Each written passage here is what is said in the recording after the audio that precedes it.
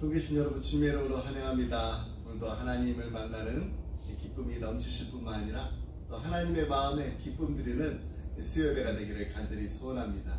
지금 우리 함께 기도하겠습니다. 하나님 아버지 감사합니다.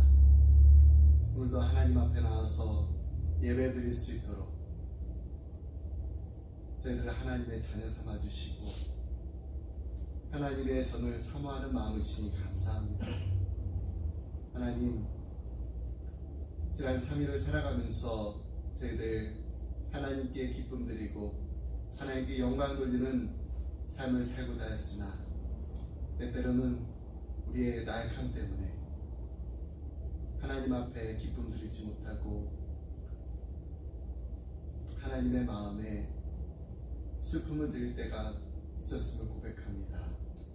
우리들의 말 때문에, 우리들의 행동 때문에, 우리들의 사랑하지 못하는 마음 때문에 하나님께 기쁨 드리지 못하고 또 우리 주위의 가족들과 또 이웃들에게 주님의 사랑을 풍성히 베풀지 못했다는 하나님 용서하여 주시고 다시금 이 남은 한 주간 살아가면서 더욱더 주님의 사랑을 풍성하게 나눌 수 있는 축복의 통로로서 이 땅을 살아가게 하여 주시옵소서.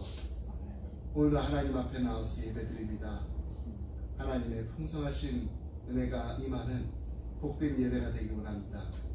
주님을 만나는 기쁨이 넘치게 하시고 또 무엇보다도 하나님 말씀 함께 읽고 또 그 말씀을 공부하면서 하나님의 음성 듣게 하시고 하나님의 뜻을 알게 하시고 하나님 뜻대로 순종하며 나아가는 우리 기쁨의 성도님들 다 될 수 있도록 하나님 은혜 부어 주시옵소서. 저희들의 찬양과 저희들의 기도를 받아 주시옵소서. 감사드리며 이 모든 말씀 우리 사랑하신 예수 그리스도의 이름으로 기도드립니다. 아멘. 우리 함께 찬양하시겠습니다. 찬송가 370장입니다. 370장 주 안에 있는 나에게 찬양하시겠습니다.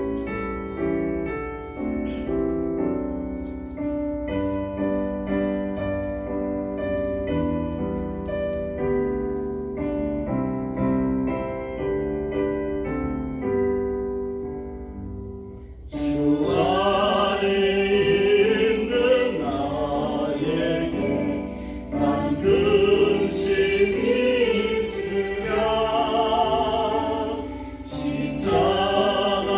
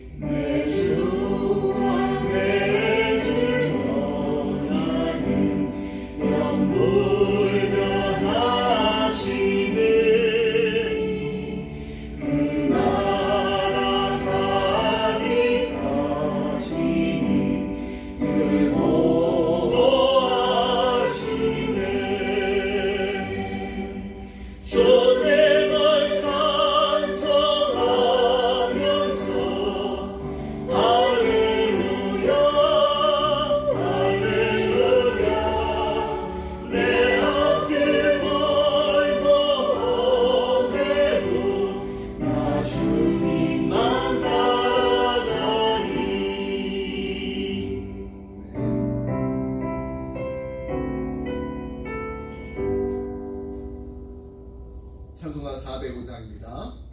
주의 친절한 하나님 뜻에 우리 찬양할 수 있습니다.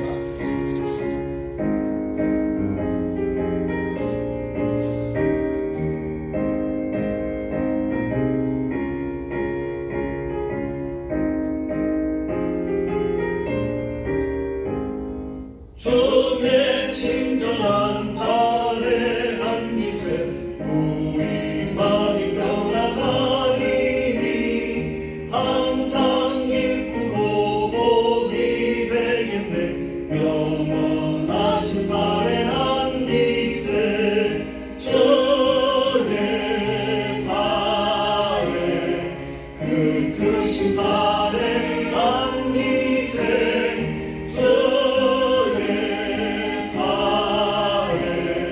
영원하신 발에 한 빛에 날이 갈수록 주의 사랑이 두루 광명하게 비치고 정성한 길 병이 가리니 영원하신 발에 한 빛에 주의 발에 그 크신 발에 한 빛에 주의 발에 영원하신 발에 한 빛에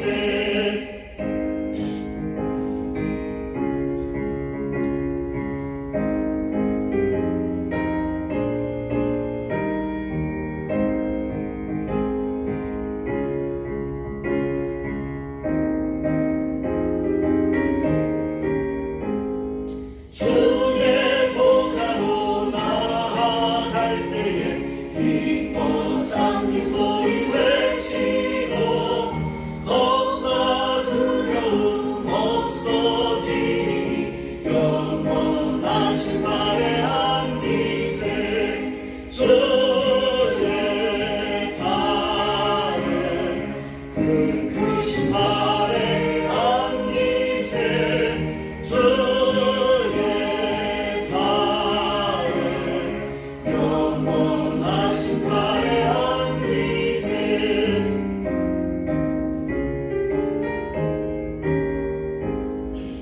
아멘. 오늘 함께 나눌 말씀은 사도행전 6장 1절로 7절 말씀입니다. 사도행전 6장 1절로 7절 말씀, 우리 말씀 한 절씩 교독하겠습니다. 제가 먼저 1절 말씀 있습니다. 그때 제자가 더 많아졌는데 헬라파 유대인들이 자기의 과부들이 매일의 구제에 빠짐으로 히브리파 사람을 원망하니 열두 사도가 모든 제자를 불러 이르되 우리가 하나님의 말씀을 제쳐놓고 접대를 쌓는 것이 마땅하지 아니하니 형제들아 너희 가운데서 성경과 지혜가 충만하여 칭찬받는 사람 7을 택하라. 우리가 이 일을 그들에게 맡기고 우리는 오로지 기도하는 일과 말씀 사이에 힘쓰리라 하니 온 무리가 이 말을 기뻐하여 믿음과 성령이 충만한 사람 스데반과 또 빌립과 브로고로와 니가노로와 디몬과 바네나와 유대교에 입교했던 안디옥 사람 니골라를 택하여 사도들 앞에 세우니 사도들이 기도하고 그들에게 안수하니라. 7절 말씀 하겠습니다. 하나님의 하나님의 말씀이 점점 왕성하여 예루살렘에 있는 제자의 수가 더 심히 많아지고 허다한 제사장의 우리도 이 도에 복종하니라. 아멘.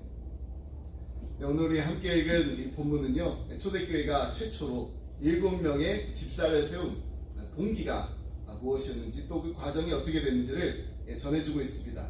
그래서 집사 직분의 이 중요성을 거론할 때마다 자주 인용되는 이 본문이기도 합니다.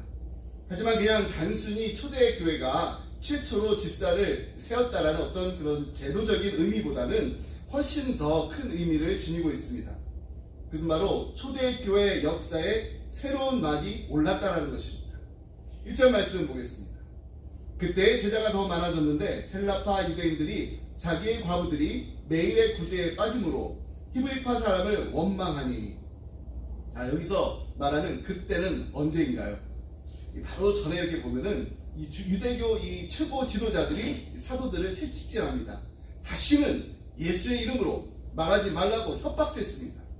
그랬음에도 불구하고 전혀 개의치 않고 언제나 어디서나 날마다 성전에 있든지 집에 있든지 예수는 그리스도십니다 라고 가르치기와 전도하기를 그치지 않았을 때였습니다. 그 결과 주님을 믿는 그리스도인의 수가 더욱 많아지게 됐습니다. 바로 그 상황에서 어떠한 일이 일어납니다. 헬라파 유대인들이 자기의 과부들이 그 매일의 그 구제에서 빠짐으로 히브리파 사람을 원망하는 일이 생겼습니다. 이 당시 예루살렘에 있는 이 지역교회 그 신자들은요 모두 유대인이었으나 배경이 아주 다른 두 집단이 섞여 있었습니다. 히브리파 유대인과 헬라파 유대인입니다. 헬라파 유대인들도요 히브리파 못지않게 히브리인이었습니다. 적어도 출생과 혈통으로는 그랬습니다. 유대인으로 태어난 그들은 주변 이방인의 그 풍습을 많이 수용했습니다. 여러모로 이 각자 이 속한 그 지역 사회 커뮤니티에 잘 동화했습니다. 하지만 이 헬라파의 다수도요 이교를 거부했습니다. 하나님만 예배했습니다. 이 성전에 와서 이제 제사 드리고 또 절기에 이렇게 참여했으며 대체로 이 모세 율법을 지켰습니다. 그럼에도 이 옷차림은요 이방인처럼 하고 또 이방인과 또 교제도 했습니다. 이 로마를 이 자신의 정부로 받아들였습니다. 그들이 헬라파로 알려진 것은 대부분의 이 로마 세계에서 쓰고 있는 그 언어가 무엇이었죠? 헬라어입니다. 그래서 이 헬라어를 일상으로 썼기 때문에 헬라파라고 부릅니다. 반면에 히브리파는 생활 방식이나 옷차림이나 풍습에서 더 유대인의 풍습을 따랐습니다. 전통을 따랐어요. 그들은 이 모세의 오경의 그 율법과 이 랍비들의 그 전통을 지켰는데 랍비의 그 전통은 바리새인의 엄격한 행동 규범으로 이루어져 있었습니다. 어떻게 입고, 어떻게 또 손을 씻고, 또 어떻게 먹어야 되고, 또 어떻게 사업을 해야 되고, 또 무엇을 만질 수 있고, 만질 수 없고, 또 누구와 만날 수 있고, 교제할 수 있을 것인가, 이 삶의 그 전반에 걸쳐서 규정된 그 규범이 있었습니다.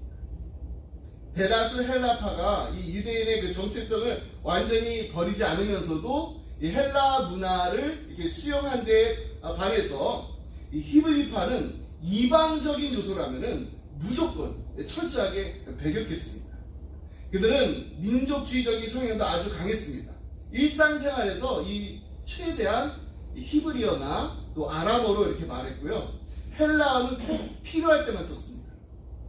이처럼 예루살렘 교회는요 판이한 그 두 집단으로 이루어져 있었는데 예수 그리스도가 공통 분모인데다가 또 다 함께 성령 충만했으므로 화합이 아주 잘 되었습니다. 이처럼 하나됨의 그 아름다운 모습으로 시작했던 예루살렘 교회가 성장하게 되면서 여러 위험에 직면하고 말았는데 이들에게 어떤 갈등이 있었나요? 당시에 빈민들이 교회에 많이 나왔습니다. 그들의 이 기본적인 이 필요를 채워주고자 이제 교회는 이 바나바와 같은 그런 리더들이 이렇게 후하게 베풀었어요.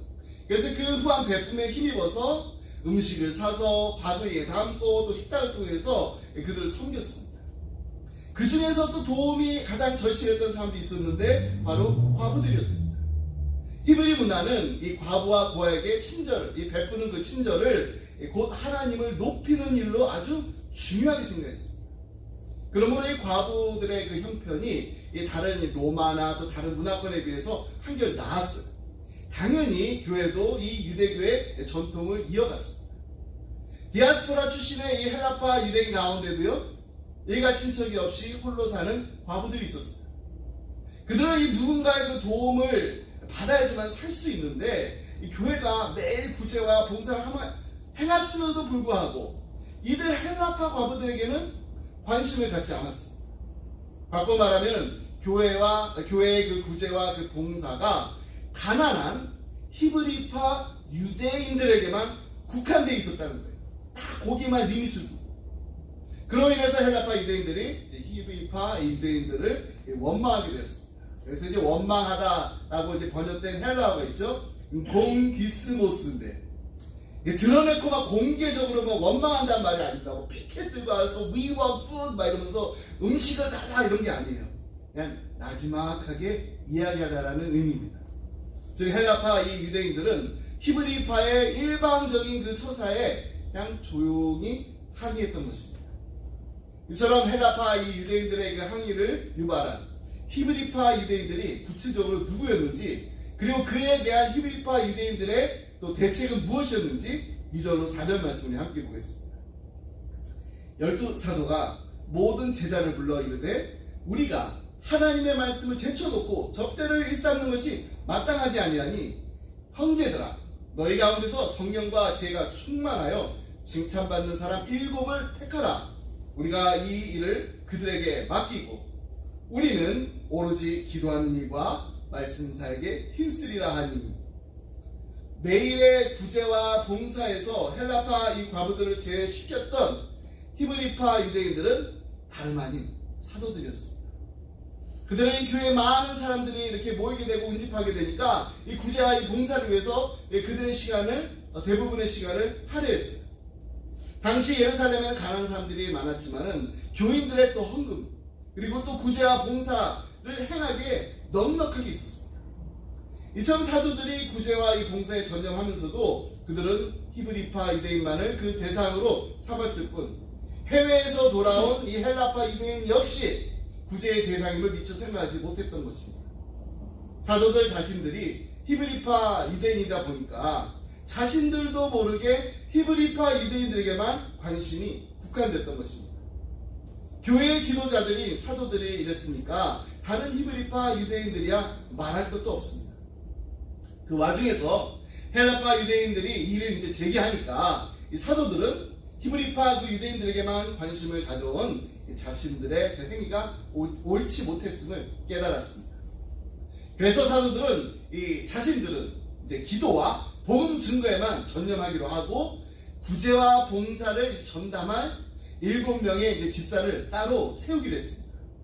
그리고 자신들이 집사를 임명한 대신에 이 교인들로 하여금 직접 선출하겠습니다.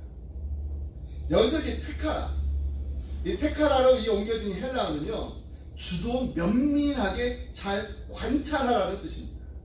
다시 말해서 이제 뽑혀가지고 봉사 7 집사는요, 그냥 선착순으로 자 여러분 봉사하고 구제하는 일에 앞장서실 분들, 꼭 하고 싶은 분들 나오세요. 선착순 7명 이렇게 해가지고 뽑힌 사람들이 아니라는 거예요. 필요한 책무에 맞추어서 그 책무를 다할 만한 자격을 갖춘 이들을 아주 엄선하여서 뽑았습니다. 일단 사도들이 내놓은 인성 기준이 있었습니다. 그것은 바로 첫째, 칭찬받는 사람들, 평판이 좋아했고요. 둘째, 성령 충만한 증거가 있어야 됐습니다. 그리고 이제 이 택할 수 있는 그 권한을 사도들이 택한 것이 아니라 교인들에게 줬습니다. 이로 인해서 이 12사도가 히브리파 유대인들만 편애한다라는 의혹을 불식시킬 수가 있었습니다. 헬라파의 그 불만이 무엇이었나요? 히브리파가 이 과부들을 차별해서 음식을 자기들끼리만 먹고 자기들끼리만 분배한다라는 이런 의심이 깔려 있었는데, 12사도들도요 다 히브리파 유대인들이었습니다. 따라서 이 교인들이 직접 이 봉사자를 정함으로써 12사도들은 거기에 관여하지 않고 그냥 여러분들이 택하세요 라고 함으로써 이 말썽의 소지가 아주 깨끗하게 차단되었던 것입니다. 사도들이 초대교회 성도들에게 선택권을 주었어요. 그런데 이 초대교회의 이 주류가 헬라파가 아니라 히브리파 유대인들이었습니다. 근데 이 선택권을 가졌던 이들이 어떤 인물을 뽑았나요? 정말 놀라운 결과가 나왔습니다. 이 5절 6절 말씀 함께 보겠습니다. 온 무리가 이 말을 기뻐하여 믿음과 성령이 충만한 사람 스데반과 또 빌립과 브로고로와 니가노르와 디몬과 바느메나와 유대교에 입교했던 안디옥 사람 니골라를 택하여 사도들 앞에 세우니 사도들이 기도하고 그들에게 안수하니라. 교인들은 이제 사도들의 그 제의를 이제 받아들였습니다. 그래서 기쁜 마음으로 스데반을 비롯한 7명의 그 집사를 선출했어요. 그리고 사도들은 그들에게 이제 안수함으로 이제 구제와 이 봉사의 그 직무를 이제 감당케 했습니다. 바로 이게 놀라운 사실이 있습니다. 교인들이 선출한 집사 7명이 예외 없이 헬라식 이름을 지니고 있다는 점입니다. 더군다나 마지막 그 7번째 이름을 보면은 이 니골라. 이 니골라는 유대인도 아닙니다. 지중해 헬라 문화권에서 온 안디옥 사람입니다. 니골라는 유대교를 믿다가 유대교에서 또다시 기독교로 개종한 사람입니다. 조상 대대로 이스라엘 땅에서 히브리어를 모국어로 사용했던 히브리파 유대인들이 당연히 히브리식 이름을 지녔던 데에 반해서 해외에서 살았던 이 헬라파 유대인들은 헬라식 이름을 가지고 있었어요. 따라서 이 초대교회 최초로 세운 7명의 집사가 모두 이 헬라식의 이름을 지녔다는 것을 봐서 이 사람들은 분명히 헬라파 유대인들입니다. 헬라파 유대인들만 집사로 선출했다는 것입니다. 초대교회 주류가 누구라고 했나요? 초대교회 주류 헬라파였나요? 히브리파였나요? 히브리파 유대인들이 더 많았습니다. 그들이 절대 다수를 차지하고 있었는데 헬라파 유대인들은 그냥 소수 집단에 지나지 않았습니다. 그럼에도 불구하고 헬라파 유대인들만 집사로 선출되었다는 것은 절대 다수를 차지하고 있었던 이 히브리파 유대인들이 헬라파 유대인들에게 표를 몰아주었기에 가능한 일이었습니다. 히브리파 유대인들 전통적으로 이스라엘에서 살아온 국내파라고 할 수 있습니다. 그들은 이 남북 그 왕국이 멸망한 뒤 최소한 600여 년 동안 이스라엘 땅을 그리고 전통을 지켜온 사람들이었습니다. 바벨론 제국, 페르시아 제국, 헬라 제국, 로마 제국에 이어서 이 강대국의 지배 속에서도 자신들의 그 땅을 지키기 위해서 전통을 지키기 위해서 그들이 받아왔어야 했던 이 온갖 수모와 고통은 이루 말할 수조차 없습니다. 이에 비해서 해파였던 이 헬라파 유대인들 이에 어떠했던지 포로로 끌려갔다든지 근데 600년씩이나 지났잖아요. 나라가 가장 어려울 때 이 나라를 떠났던 사람들, 등졌던 사람들입니다. 이런 관점에서 본다면 이 국내파가 해외파를 봤었을 때 아무런 조건 없이 그냥 아무런 거리낌 없이 받아주기란 결코 쉬운 일은 아니었을 것입니다. 국내파 스스로 해외파를 그들의 대표로 또 선출한다는 것은 그건 더더욱 어려운 일이었을 것입니다. 그런데도 다수파인 이 국내파가 소수파인 해외파에게 표를 몰아주었다라는 게 정말 아름답지 않습니까? 그러면 교회에서도요 갈등이 일어날 수 있습니다. 성령 충만한 교회에서도요 성도 간에 이 섭섭한 일이 생길 수가 있습니다. 다만 이런 일이 발생했을 때 진정한 리더십이 필요합니다. 지도자는 자신에게 맡겨진 그 리더십을 잘 사용해서 공동체를 더 건강하고 성숙하게 할 책임과 의무가 있습니다. 사도들은요 시비를 가리지 않고 갈등의 원인을 해소하기 위해서 본질에 충실했습니다. 그 본질이 무엇이었나요? 오로지 우리는 기도하는 일과 말씀사에게 힘쓰겠습니다. 그러니 여러분들이 구제를 전담할 사람들을 뽑으세요. 그런데 뽑으라고 했던 이 사람들 가운데는 다수가 누구라고 했나요? 히브리파 사람들이었습니다. 다수였던 이 히브리파 사람들이 소수였던 헬라파 집사들을 뽑음으로써 교회 안의 이 갈등이 해결되었을 뿐만 아니라 더 큰 축복의 기회로 만들었던 것입니다. 그 놀라운 축복이 무엇인지 우리 7절 말씀 함께 보겠습니다. 하나님의 말씀이 점점 왕성하여 예루살렘에 있는 제자의 수가 더 심히 많아지고 허다한 제사장의 무리도 이 도에 복종하니라.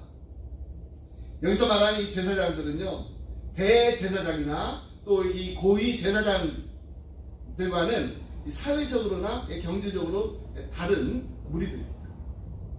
정치와 신학적인 면에서 이 사두개인이었던 이 고위층들과는 달리 이들은 중산층이었고 또 경건했으며 대개 이 성전의 그 실무를 책임지고 있는 제사장들이었습니다.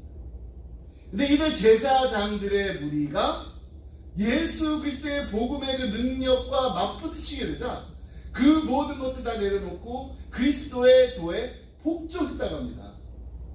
이것이야말로 이 복음의 능력입니다.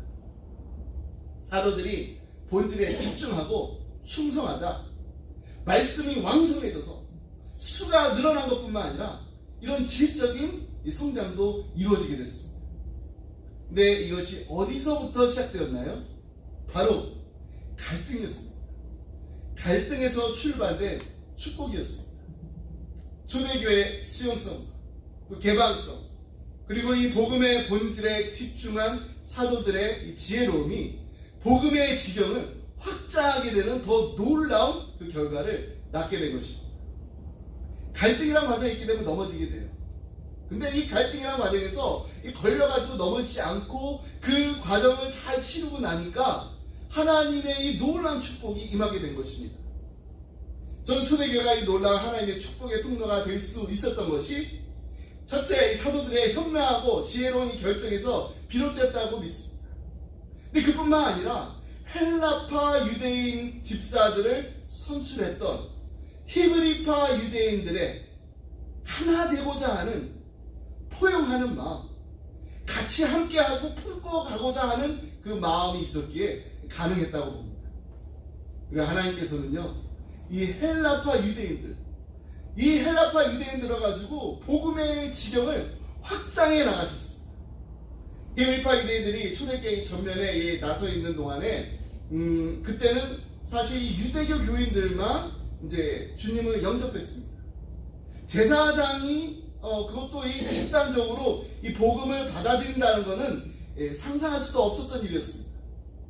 그런데 헬라파 유대인 집사들이 활동을 하면서 이제 예루살렘을 넘어 유대를 넘어 사마리아와 땅끝까지 이르러 예수님의 증인이 되는 이런 놀라운 일이 벌어지기 시작합니다.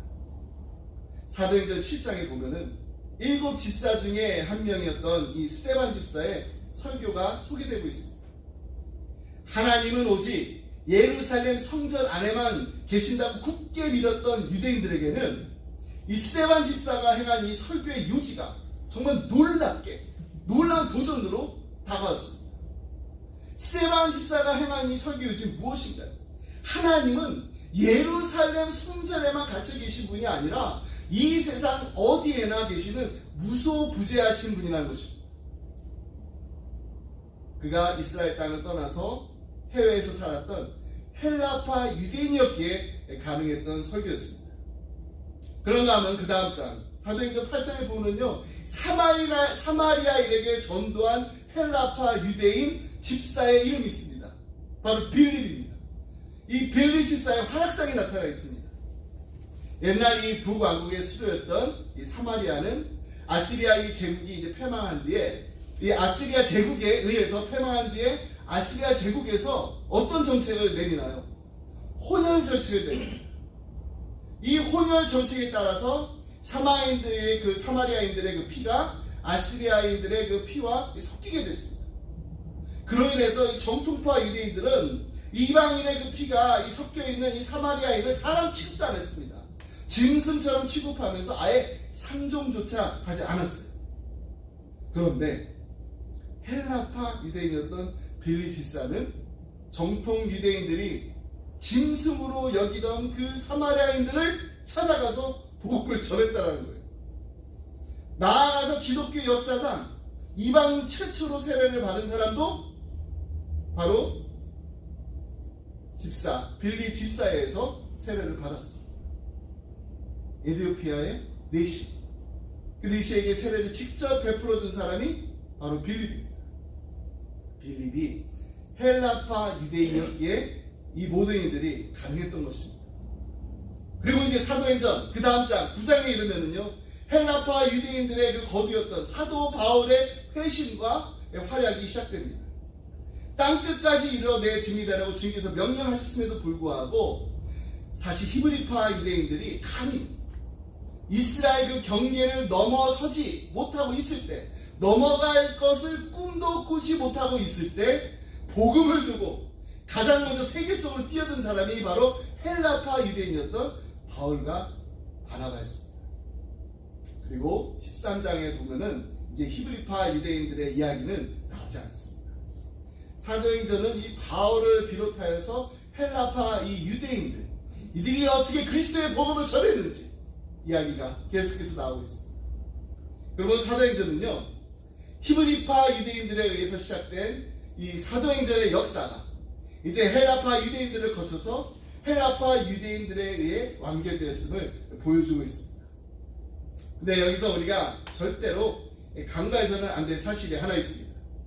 그것은 바로 사도행전에서 헬라파 유대인들의 그 존재가 중요하면 중요할수록 그 헬라파 유대인들이 있을 수 있게끔 만든, 그들을 밀어준 히브리파 유대인들 역시도 똑같이 중요한 존재라는 사실입니다.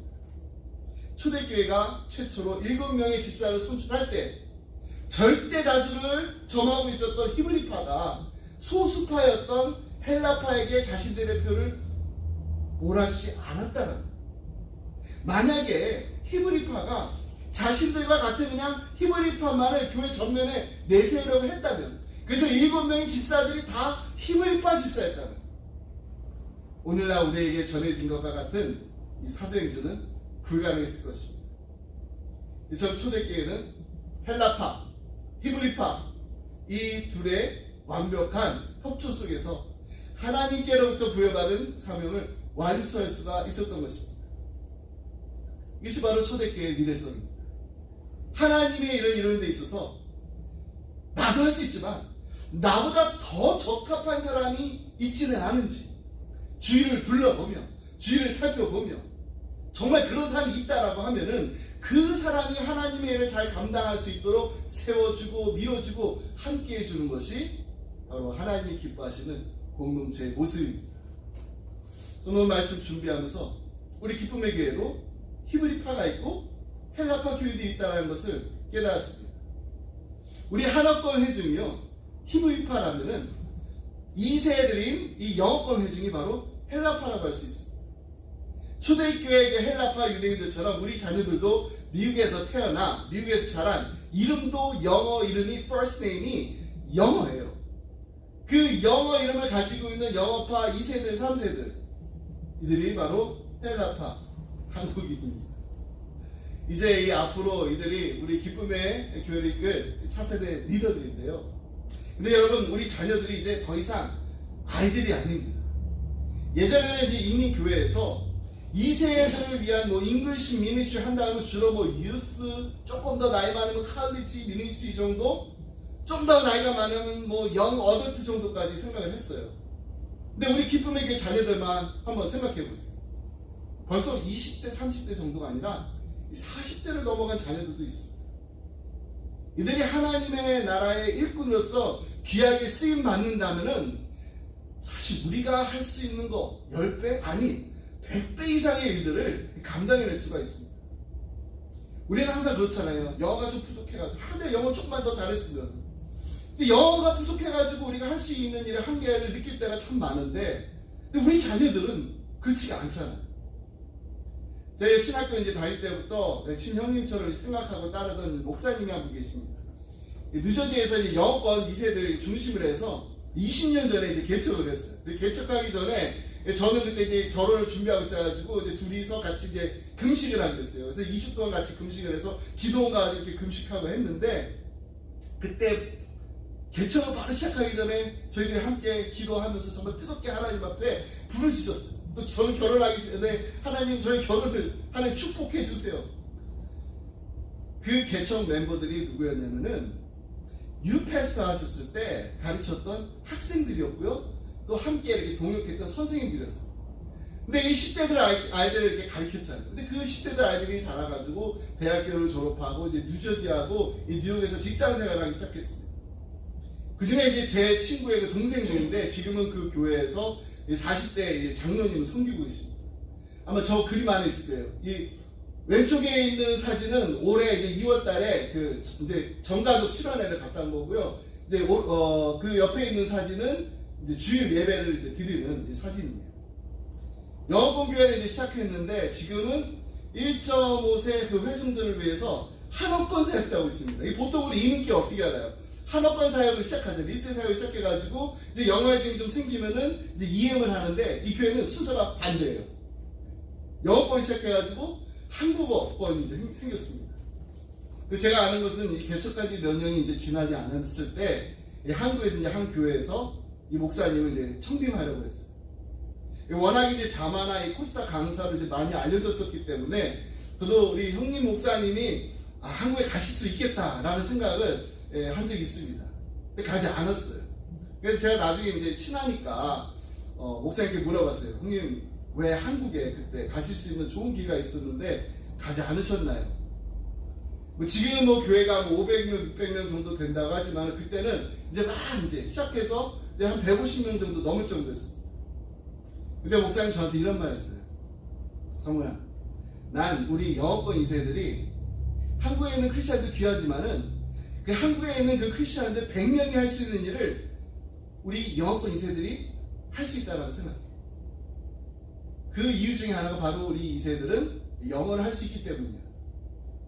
근데 여러분 이 교회 특징이 보면은 2세들이 그냥 영어만 잘해서가 아니에요. 영어만 잘해서.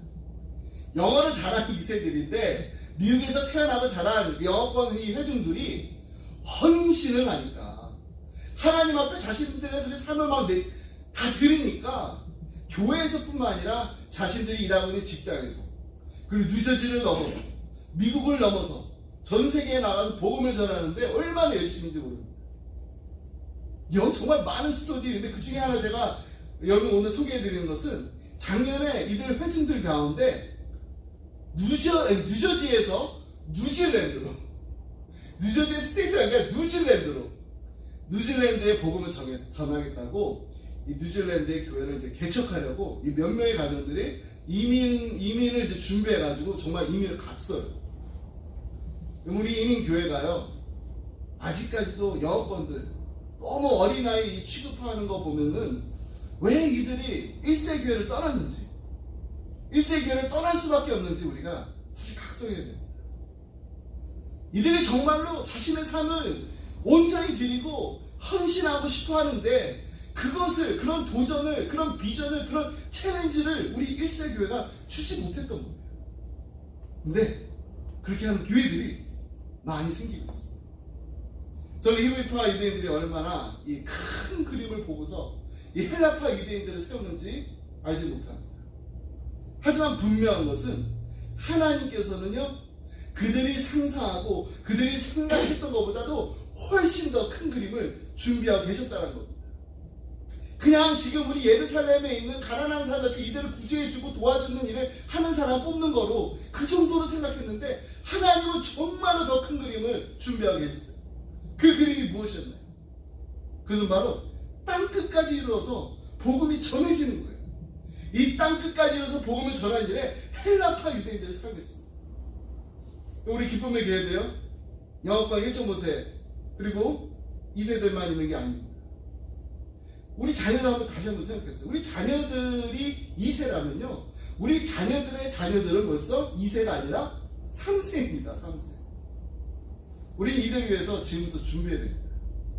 영어만 잘하는 그냥 영어권이 아니라 영어를 잘하는 헌신된 하나님 나라의 일꾼이 될 수 있게 우리 1세 교회가 이들이 잘 성장할 수 있도록 우리가 밑거름이 돼야 돼요. 우리 기쁨의 교회가 새로 시작한 예배가 있잖아요. 한 달에 한 번 온 가족이 함께 드리는 이 패밀리 서비스입니다. 예전에는 그냥 특별한 절기 행사가 있을 때만 우리가 이제 이중언어로 예배를 드렸는데 올해 이제 들어서면서 또 지난달 예배부터는 영어 회중을 위해서 설교도 더 영어에 비중을 두기 시작했습니다. 굳이 이렇게까지 할 필요가 있을까? 저도 고민하지만 또 궁금하신 분들 계실 거예요. 우리 교회 그렇게 영어권이 많다고. 저도 막 고민하면서 굳이 지금 이렇게 할 필요가 있을까? 제 자신에게도 많이 물어봤습니다.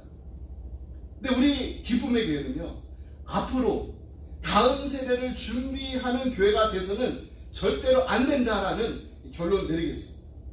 무슨 말인가요? 앞으로 다음 세대를 준비하는 교회가 돼서는 안 된다. 다음 세대가 아닙니다. 지금 세대예요. 지금 세대. 지금 우리가 세워야 될 그 일꾼들을 세우는 교회가 돼야 됩니다. 지금 우리 1.5세 2세들을 위한 교회로 우리는 나아가야 됩니다. 여러분 저는 제가 항상 말씀드린 것처럼 1.5세가 아니에요. 아무리 1세 목사님이 저보고서 김성호 목사는 1.5세라고 해도요 저는 제 자신이 그냥 1세 목사라고 생각합니다.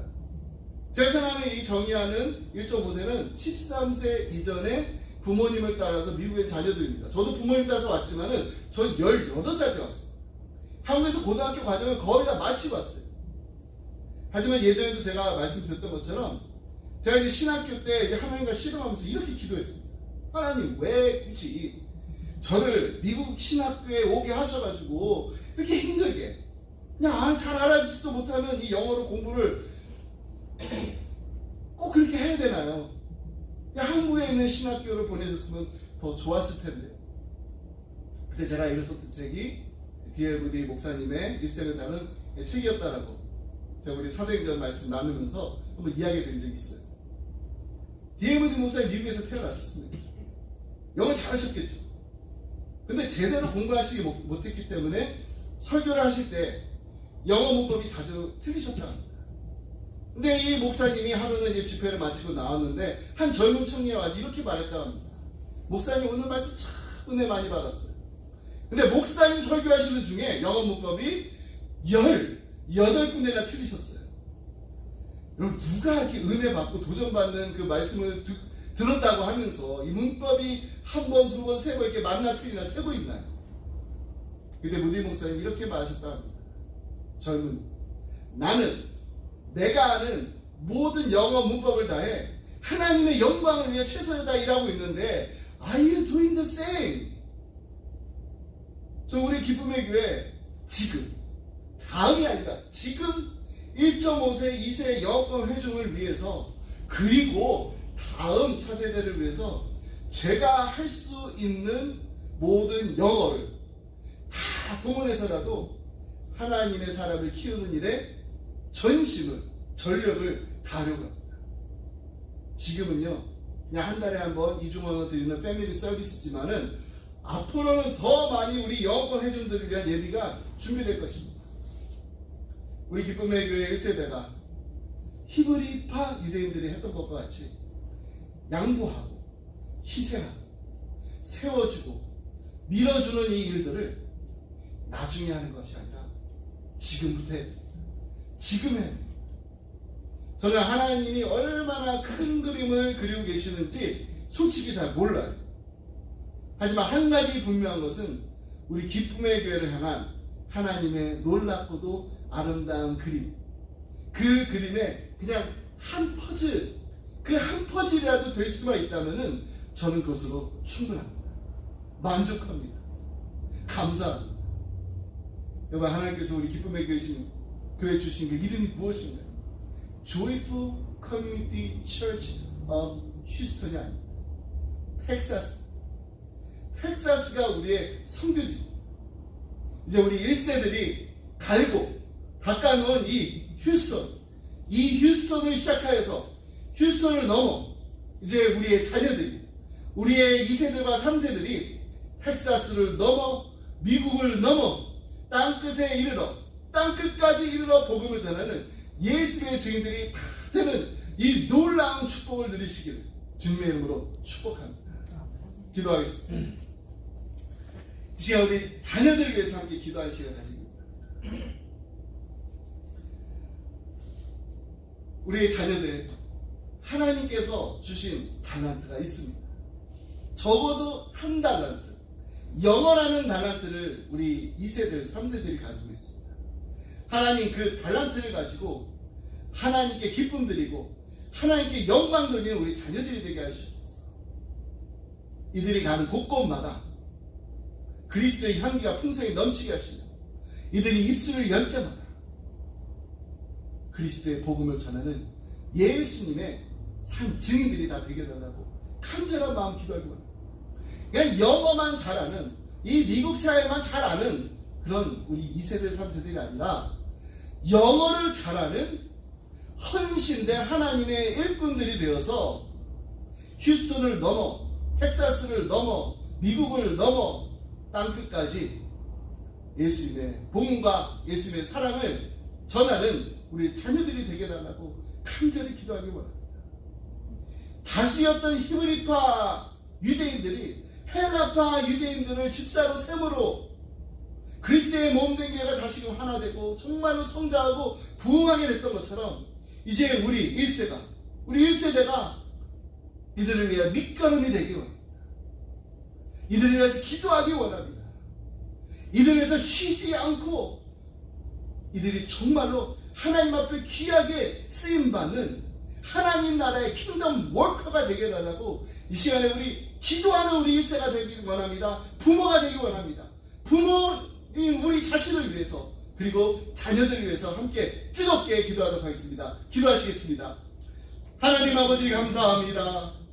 사도행전 말씀을 아버지는 저희들이 함께 공부하게 하시고 함께 읽게 하심으로 말미암아 다시금 우리 기쁨의 교회가 나아가야 될 길을 하나님 보여주시고 하나님의 뜻을 알게 하시니 감사합니다. 하나님 우리 기쁨의 교회가 정말 성령 충만한 교회가 되게 하여 주시옵소서. 말씀 충만한 교회가 되게 하여 주시옵소서. 기도 충만한 교회가 되게 하여 주시옵소서. 우리 사랑하는 자녀들과 또 자녀들의 자녀들을 세워주고 이들이 정말 하나님 나라를 이끌어서 귀하게 쓰임받을 수 있도록 잘 양육할 수 있는 교회가 되게 하여 주시옵소서. 하나님 아버지 정말 사랑하는 우리 자녀들이 이 땅에서 태어나서 미국에서 태어나서 하나님께서 주신 그 달란트를 가지고 아버지 하나님 이 땅에서만 아버지 하나님 정말로 행복하게 사는 것으로 아름다운 삶으로 끝이는 것이 아니라 하나님 앞에 아버지 귀하게 쓰임받는 하나님 나라의 이끌어서 자신들의 삶의 모든 것을 다 내놓고 헌신하며 희생하는 하나님께 기쁨 드리나 아름다운 삶 살 수 있도록 하나님 축복하여 주시옵소서. 아버지 하나님 정말 하나님께서 이 땅에 아버지 하나님 우리 자녀들을 보내주실 때 하나님께서 계획하시고 하나님께서 뜻하시고 하나님께서 이루시기 원하는 아버지 하나님 주여 하나님의 꿈을 이루어가는 하나님의 비전이 아버지 이들의 가슴에 아버지 하나님 정말로 뜨겁게 아버지 하나님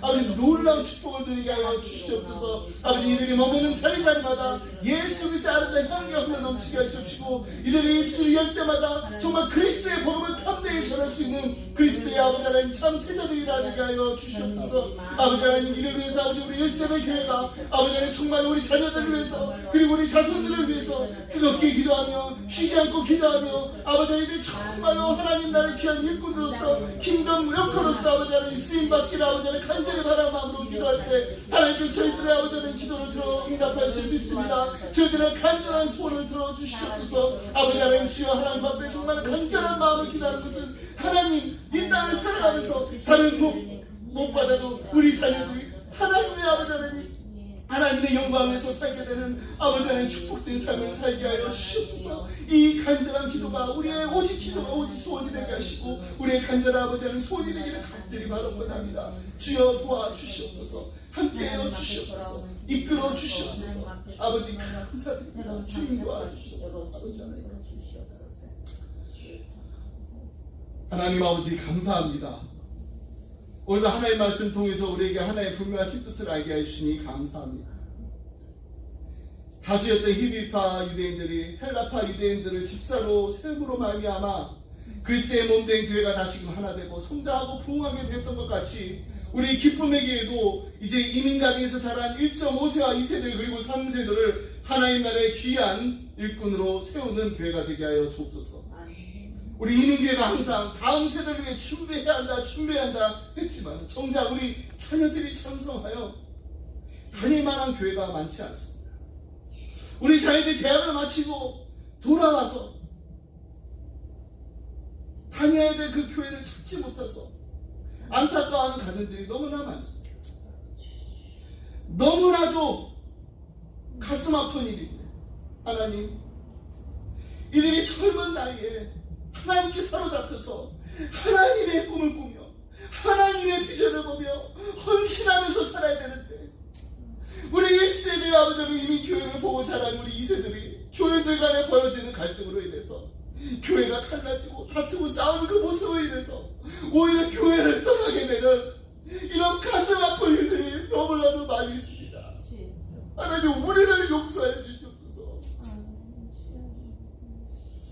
우리는 정말로 우리 사랑하는 자녀들을 위해서 우리는 좀 덜 먹고 덜 입고 아끼면서 희생한다고 했는데 다른 것들은 다 잘 해줬는데 정작 우리 자녀들에게 물려줄 교회가 많지 않습니다. 하나님 우리 기쁨의 교회가 주일 예배뿐만 아니라 가정에서 드리는 그 예배를 통해서 하나님을 만나는 기쁨이 넘치게 하여 주옵소서. 함께 웃고 함께 울 수 있는 믿음의 가족을 만나는 기쁨을 누리게 하여 주옵소서.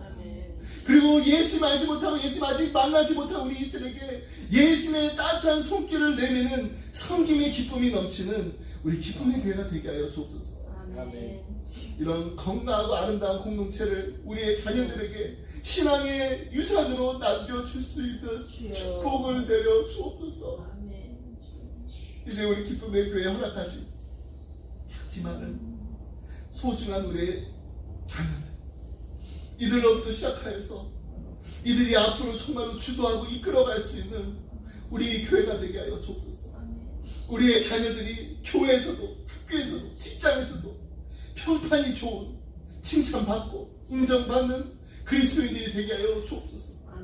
성령 충만하여서 하나님 맡기신 일을 끝까지 충성하며 감당해내는 하나님의 일꾼들이 다 되게 하여 주옵소서. 그리고 이들을 위하여서 계속해서 쉬지 않고 기도하며 응원해주는 우리 기쁨의 부모들이 다 되게 하여 주옵소서.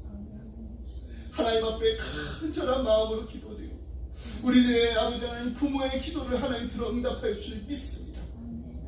우리의 간절한 기도는 우리 자녀들이 그냥 이 땅에서 잘 먹고 잘 사는 것으로 끝나는 것이 아니라 정말 하나님 앞에 섰을 때 잘했다 충성된 종이라 칭찬받는 우리 자녀들이 되는 것이 우리의 간절한 소원이오니 하나님 우리의 기도를 들어 응답하여 주옵소서. 감사드리며 이 모든 말씀 우리 살아계시는 예수 그리스도의 이름으로 기도드립니다. 아멘. 이 시간 우리 다 같이 함께 찬양 부르겠습니다. 주 안엔 우리 하나. 함께 찬양 부르겠습니다.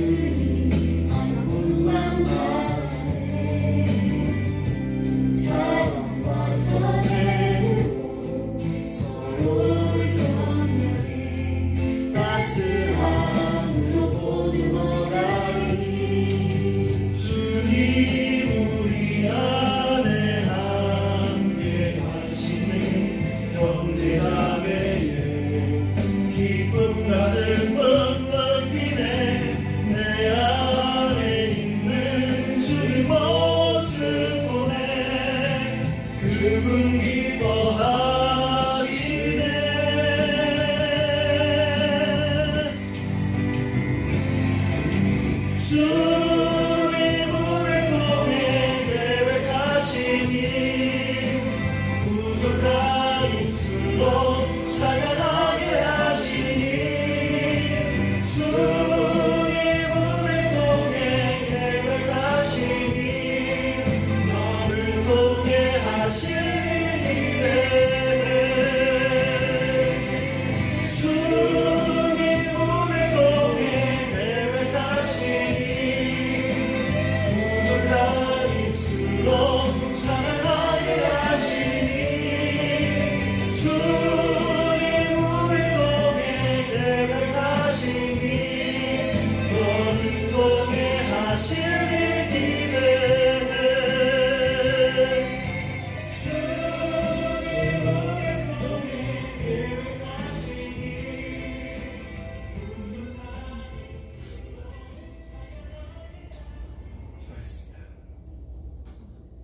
이제는 우리 주 예수 그리스도의 은혜와 하나님 아버지의 그 크신 사랑과 성령님의 감동감화 교통하심이 하나님 오늘 하나님 말씀 듣고 하나님 앞에 간절하게 기도하며 소원하였던 우리의 기도를 하나님 들어 응답하여 주시옵소서. 우리의 자녀들을 하나님의 나라의 귀한 일꾼으로서 사용하여 주시옵소서. 지금부터 하나님께서 원하시고 바라시고 하나님께서 뜻하신 일들을 우리의 자녀들과 또 우리의 자녀들의 자녀들에게 아버지 하나님 시작하여 주옵소서. 그래서 이들이 정말 하나님께 기쁨 드리고 하나님께 영광 돌리며 세상 사람들이 정말 보기에도 부러워할 만한 믿음의 사람들이 되게 하여 주옵소서. 간절한 마음으로 기도하고 이 자를 떠나는 사랑하는 성도님들과 가정과 생업에 그 주님의 몸된 교회 위에 지금부터 영토 함께 하시길 간절히 축원하옵나이다. 아멘.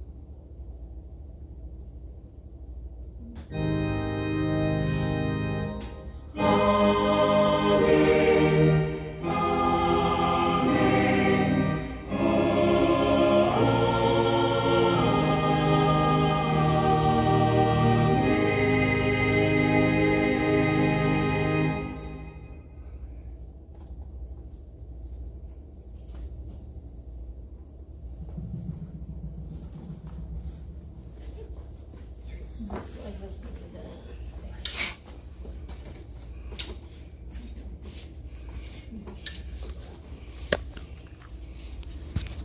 오늘 제 아내가 이제 6시에 나오